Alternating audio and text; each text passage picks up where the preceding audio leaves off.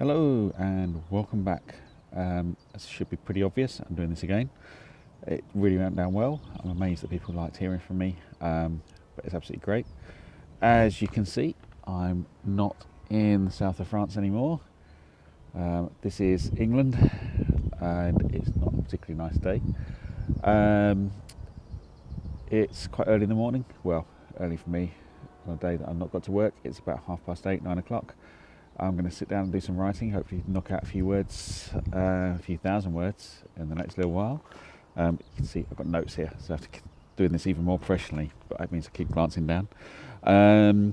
So the progress update on Wanderer Book 5, it's now past 140,000 words. It's actually about 142,000 words. Still a lot to go, but I do feel like it's just tipped over that brow of the hill now and is starting on the downward slope towards the end.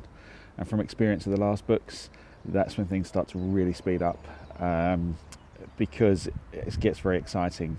Not just that the book's exciting, but I can actually see the end. I can feel like I'm getting there rather than that I'm slogging. Sounds wrong, but it is a bit of a slog when you're writing. It takes much longer to write a book than it does to read it. So when you're halfway through 100,000, 120,000 words, it takes weeks to get there and to move on, unless you go to the south of France and write 32,000 words, of course. What else is going on? Okay, obviously microphone here again. This is my very high-tech microphone solution using the built-in one for headphones. I'm hoping it's picking me up okay. It may well be picking up some very noisy birds as well, and a snuffly dog who is up to something, as she always is, looking for rabbits, I think. Couple of other updates, so stuff you'll see on the website. I've written a review of The Martian.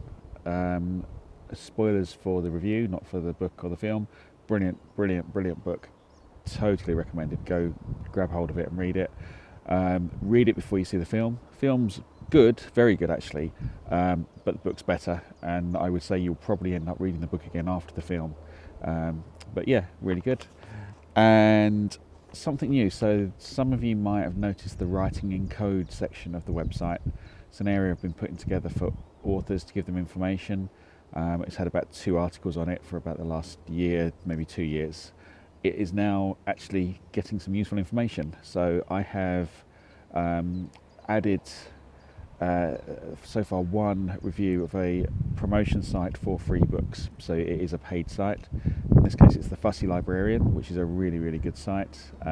Costs range from about $10 to $20 depending on what genre you're going to post in, and it's really good value for money.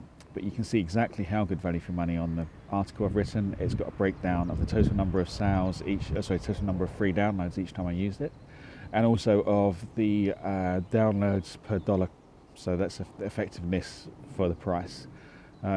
These are charts, this is information that I've been building up for 2 or 3 years. It's part of the rather massive Access database that I've put together.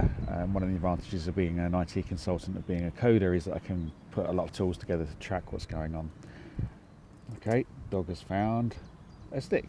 This is our crazy dog, and she really is crazy. She eats Lego, she eats balloons, she eats loom bands, she eats any food that's left anywhere, even if it means jumping over the stairgate that blocks the kitchen off.